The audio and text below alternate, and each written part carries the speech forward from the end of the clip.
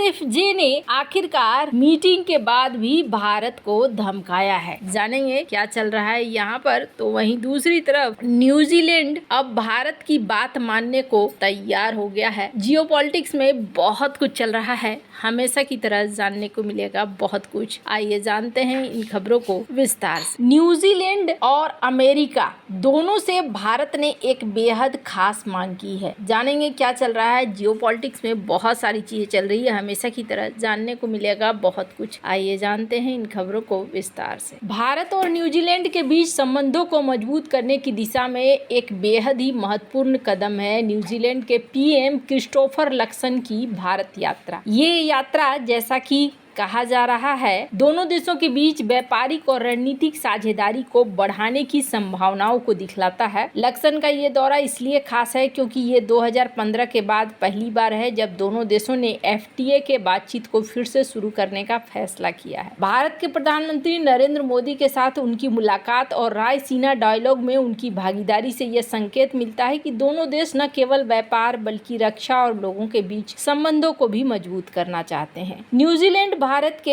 1.4 अरब उपभोक्ताओं के बाजार तक पहुंच जाता है, खासकर अपने डेयरी, बागवानी और वानिकी प्रोडक्ट के लिए। वहीं भारत अपने छोटे पैमाने के डेयरी किसानों की आजीविका और खाद्य सुरक्षा को बचाने के लिए सतर्क है। साल 2023-24 में दोनों देशों के बीच व्यापार 1.75 अरब डॉलर तक पहुंचा, जिसमें न्यूजीलैंड से भारत को 0.84 अरब डॉलर का निर्यात जैसे कि ऊन, फल, एल्युमिनियम और भारत से 0.91 अरब डॉलर का आयात जैसे कि दवाइयां और वस्त्र शामिल था। हालांकि आंकड़ा न्यूजीलैंड के चीन के साथ 40 अरब डॉलर के व्यापार की तुलना में छोटा है, लेकिन भारत की तेजी से बढ़ती अर्थव्यवस्था इसे एक आकर्षक साझेदार बनाती है। भारत और ऑस्ट्रेलिया के बीच साल 2022 में हुआ आर्थिक सहयोग और व्यापार समझौता, ये समझौता भी लंबे समय तक रुके हुए वार्ताओं के बाद हुआ, जिसमें डेयरी और कृषि जैसे संवेदनशील मुद्दों पर दोनों देशों के बीच में संतुलन बना। ऑस्ट्रेलिया ने अपने कोयले और शराब जैसे प्रोडक्ट के लिए भारत के बाजार में पहुंच हासिल की, जबकि भारत ने ऑस्ट्रेलिया में शिक्षा और आईटी सेवाओं के लिए अवसर बढ़ाए। हालांकि डेयरी को इसमें शामिल नहीं किया गया, जिससे भारत के किसानों की सुरक्षा सुनिश्चित हुई। ये उदाहरण दिखाता है कि भारत और न्यूजीलैंड भी एक सीमित लेकिन प्रभावी समझौते की ओर बढ़ सकते हैं, जहां डेयरी जैसे विवादास्पद क्षेत्रों को छोड़कर अन्य क्षेत्रों में सहयोग बढ़ाया जा सकता है। लेख में बताया गया कि डेयरी एक बड़ा मुद्दा है। न्यूजीलैंड की कंपनी फोंटेरा जैसे बड़े डेयरी उत्पादक भारत के छोटे किसानों के लिए खतरा बन सकते हैं।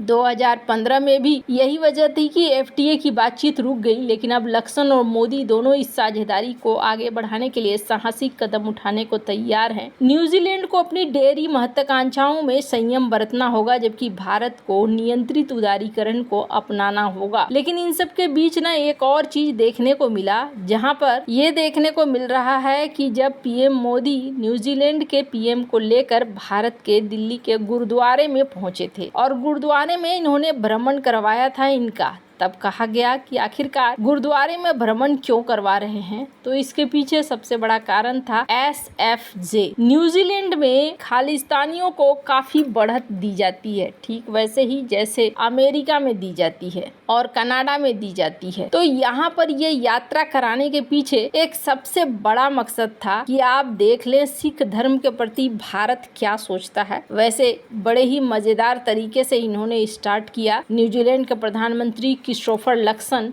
इन्होंने कहा कि मैं इस बात की सराहना करता हूं कि पीएम मोदी ने न्यूजीलैंड की चैंपियंस ट्रॉफी में भारत से हार का जिक्र नहीं किया। मैंने भी भारत से हमारी टेस्ट जीतों का जिक्र नहीं किया और आइए ऐसे ही रखें, किसी कूटनीतिक विवाद से बचें। बड़े ही बढ़िया तरीके से इन्होंने इस बात को कह दिया। लेकिन यहाँ पीएम मोदी ने खालिस्तान से जुड़े मुद्दे पर चर्चा करी, जो बहुत ज्यादा जरूरी था। इस वक्त न्यूजीलैंड को भारत की जरूरत है और ऐसे में ये बात बहुत ज्यादा जरूरी हो जाती है कि उन्हें भी समझ में आए कि इसके बगैर भारत हल नहीं करेगा। पर देखने को मिल रहा है कि एसएफजे ने तुरंत ही भारत को धमकी भी दे दी है। एसएफजे ने कहा है कि भारत की धरती पर कदम रखो, फिर हम तुम्हें अमेरिका की धरती पर कदम रखो, फिर हम तुम्हें बताते हैं कि यहाँ पर डेमोक्रेसी क्या चीज होती है। हालांकि ये एक अजीब सा संजोग है कि यहाँ पर बात बात हुई और बात के तुरंत बाद जब भारत की तरफ से ये कहा गया कि एसएफजे के ऊपर एक्शन ले और इसे एक आतंकी समूह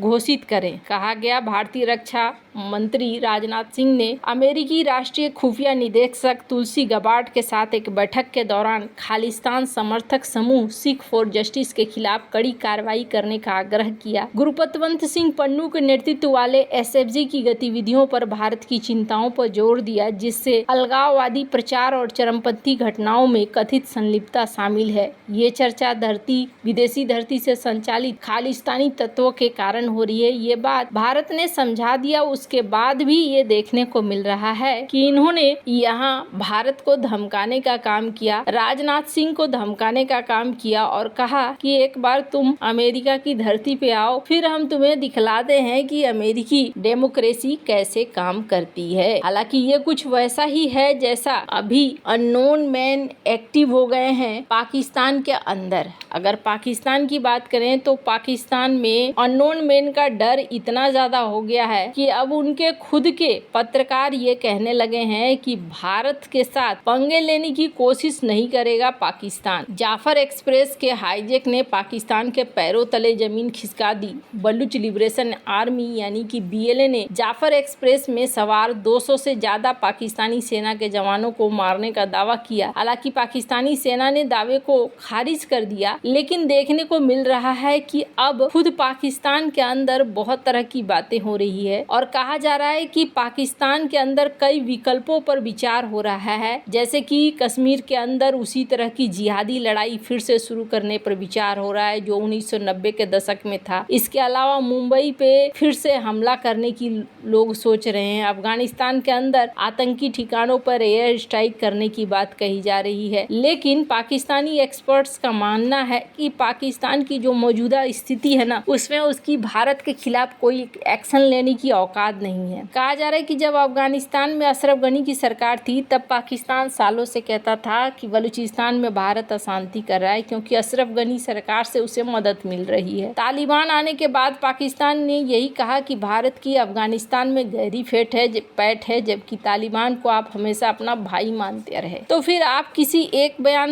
में गलत हो, कुछ तो गलत हो। ये इस तरीके के बहस पाकिस्तान के अंदर चल रहे हैं। तो कहीं ऐसा ना हो कि खालिस्तान मामले को लेकर अब मामला और भी ज्यादा सख्त होता चला जाए। सब कुछ बदल गया है। कनाडा में लोग बदल गए हैं और अब यहाँ न्यूजीलैंड में भी लोग बदल गए हैं और देखने को मिल रहा है कि अमेरिका में भी बाइडेन सरकार बदल चुकी है। तो अब वो समय आ गया है जिसमें लग रहा है चीजें जल्दी हल होंगी। आपको क्या लगता है कमेंट कर जरूर बताएं। जल्द मिलते हैं अगले वीडियो में नई खबर के साथ।